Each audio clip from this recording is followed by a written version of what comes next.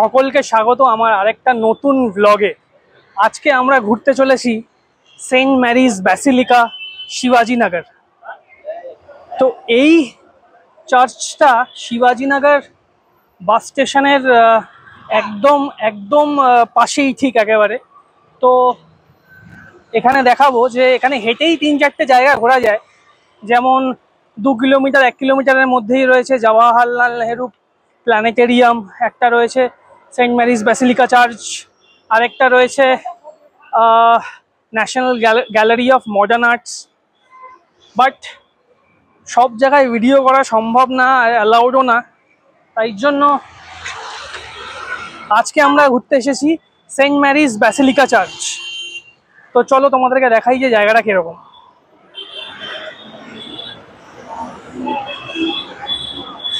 এই আমার পেছনেই দেখতে পাচ্ছ, এটা হচ্ছে একটা মেডিকেল কলেজ, যার নাম Shri Atal Bihari Vajpayee medical college and research institute. জমজমাট শিবাজীনগর। আমি অনুরোধ করব আমাদের বাঙালি বিখ্যাত ইউটিউবার এক্সপ্লোরার শিবাজিকে শিবাজীনগরে আসতে, ব্যাঙ্গালোরে। তাহলে সেইটার হয়তো টাইটেল হবে এক্সপ্লোরার শিবাজি ইন শিবাজীনগর। ভাবুন শুনতে কিরকম লাগবে, দুর্ধর্ষ। এই জায়গাটা পুরোপুরি আমাদের নিউ মার্কেটের মতো, মানে একদম জমজমাট, সস্তায় জিনিসপত্র পাওয়া যায়।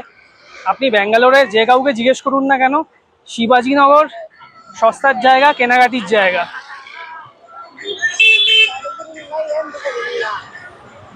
পৌঁছে গেছি সেন্ট ম্যারিজ ব্যাসিলিকা চার্চ, দেখাচ্ছি আপনাদের, দেখুন। এইটাই হচ্ছে শিবাজীনগরে সেন্ট ম্যারিজ ব্যাসিলিকা চার্চ, ব্যাঙ্গালোরের one of the biggest church. চলো ভেতরে ঢোকা যাক। এই হচ্ছে গেট, যেটা দিয়ে এন্ট্রি নিয়ে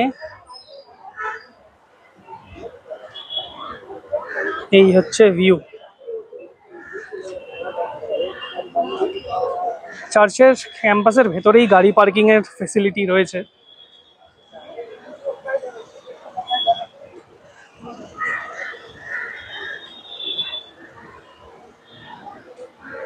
এইদিকে হচ্ছে প্রিস্টের রেসিডেন্স, একটা রিলিজিয়াস স্টলও রয়েছে।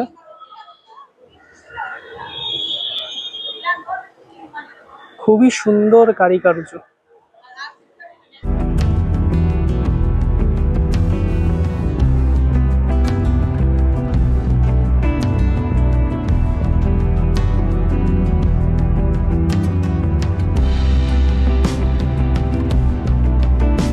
ব্যাঙ্গালোরের প্রাণকেন্দ্র শিবাজীনগরে অবস্থিত সেন্ট ম্যারিজ ব্যাসিলিকা একটি ধর্মীয় স্থল, যা শুধু খ্রিস্টানদের জন্য নয়, সারা বিশ্বের মানুষের জন্য এক ঐতিহাসিক এবং সাংস্কৃতিক দৃষ্টিভঙ্গির প্রতীক।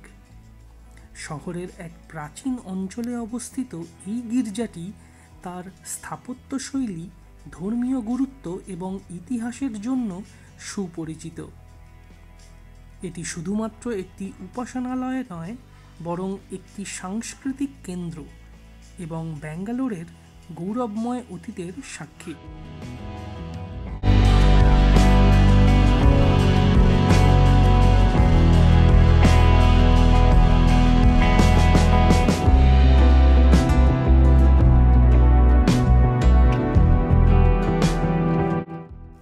এটি প্রথমে একটি ছোট গির্জা হিসেবে প্রতিষ্ঠিত হলেও সময়ের সাথে সাথে তার উন্নতি ও সম্প্রসারণ ঘটে। 1973 সালে এটি ব্যাসিলিকা মর্যাদা লাভ করে এবং তখন থেকে এটি শিবাজীনগরের একটি প্রধান ধর্মীয় স্থান হিসাবে পরিচিত। বর্তমানে এই গির্জাটি তার ঐতিহ্য, স্থাপত্য এবং ধর্মীয় কার্যক্রমের জন্য অত্যন্ত শ্রদ্ধেয়।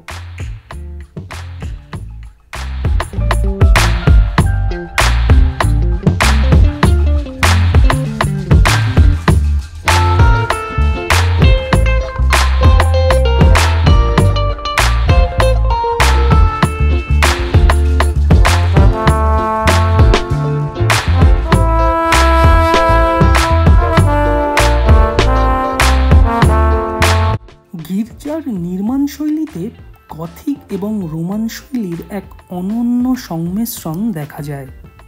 বাইরের দিক থেকে গির্জার সিলিং এবং টাওয়ার অত্যন্ত উঁচু এবং দৃশ্যমান, যা অনেক দূর থেকে দেখতে পাওয়া যায়। গির্জার সামনে বিশাল প্রাঙ্গণ, পরিষ্কার এবং সুঠাম পথ, গথিক আর্কগুলির নকশা দর্শনীয়।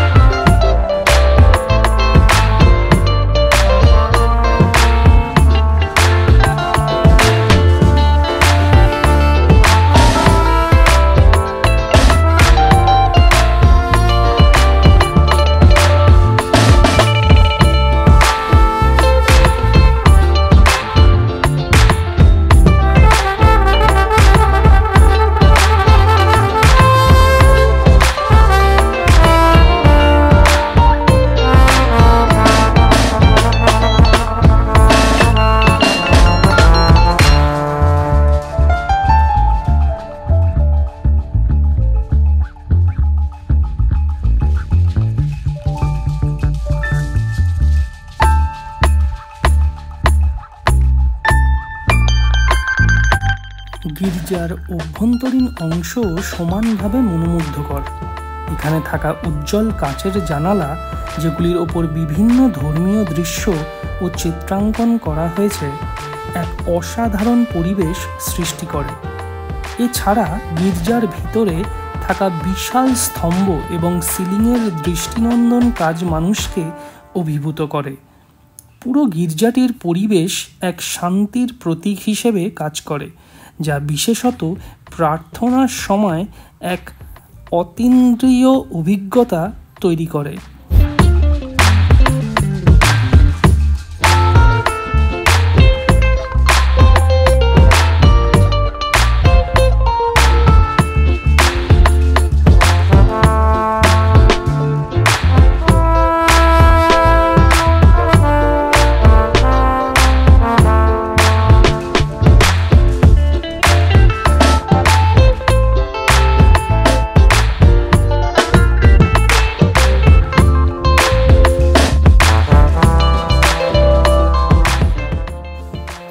বড়দিন মানে ক্রিসমাস এবং ইস্টার সহ অন্যান্য প্রধান ধর্মীয় উৎসবগুলোর সময় এখানে ব্যাপক অনুষ্ঠান আয়োজন করা হয়।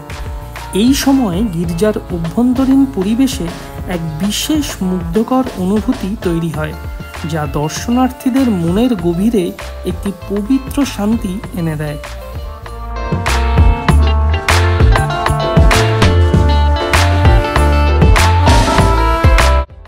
এছাড়াও সেন্ট ম্যারিজ ব্যাসিলিকায় কিছু নির্দিষ্ট সময়ে পবিত্র মেহমানের আয়োজনও করা হয়, যেখানে খ্রিস্টান ধর্মের অনুসারীরা একত্রিত হয়ে ঈশ্বরের কাছে তাদের প্রার্থনা ও আশীর্বাদ প্রার্থনা করেন।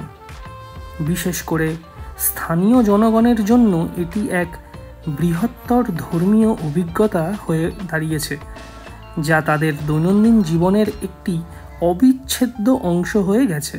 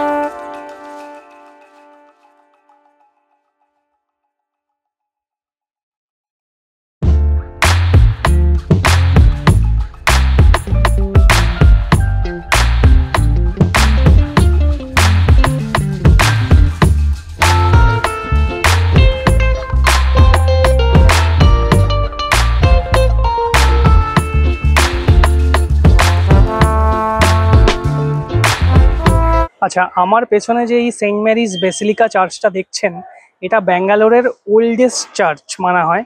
আর এখানে সেন্ট ম্যারিজ ফিস্ট নামে একটা উৎসব পালিত হয় সেপ্টেম্বর মাসে।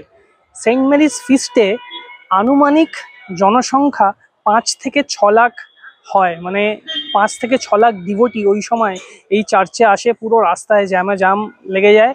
আর ওই সেলিব্রেশনটা স্পেশালি ক্রিশ্চিয়ানসদের জন্য খুবই important in the month of September. তো আপনারা যারা ব্যাঙ্গালোরে থাকেন, যদি পসিবল হয় সেপ্টেম্বর মাসে ফার্স্ট উইকের নাগাদ সেন্ট মেরিজ ফিস্টে নিশ্চয়ই আসবেন, এসে এই আনন্দ উপলব্ধি করবেন। চার্চের ভেতরে গেলাম, চার্চের ভেতরটা দেখলাম, খুবই শান্ত, কেউ কোনো কথা বলছে না। So I respected the piece. But ওখানে গিয়ে ফটোগ্রাফি বা ভিডিওগ্রাফি করাতে কোনো নিষেধ নেই, তো সবাই করতে পারে, সবাই করছেও, তাই আমিও ফটো আর ভিডিও নিয়েছি। তাই এটার যেটা আমি দেখিয়েছি ভেতরে, সেটাকে ব্যাকগ্রাউন্ডে আমি বর্ণনা করে দেব। বাট ভেতরে আমি কোনো কথা বলিনি, কারণ কেউই বলছিল না, তো let's respect the piece. But দারুণ সুন্দর, দারুণ গথিক আর্কিটেকচার দেখলাম, সুন্দর ডিজাইনস দেখলাম। আপনারাও আশা করি ভালো লেগেছে। প্লিজ জানান আমাকে কমেন্টে যে আপনাদের এই চার্চের ভেতরটা কিরকম লাগলো। আমি ঈশান, আর আপনারা দেখছেন আমার চ্যানেল ঈশান অ্যান্ড বিয়ন্ড। আমি বিভিন্ন রকমের ভিডিও বানাই আর সেটা আপলোড করি এই চ্যানেলে। ভিডিওটি ভালো লেগে থাকলে অবশ্যই LSS লাইক, শেয়ার, সাবস্ক্রাইব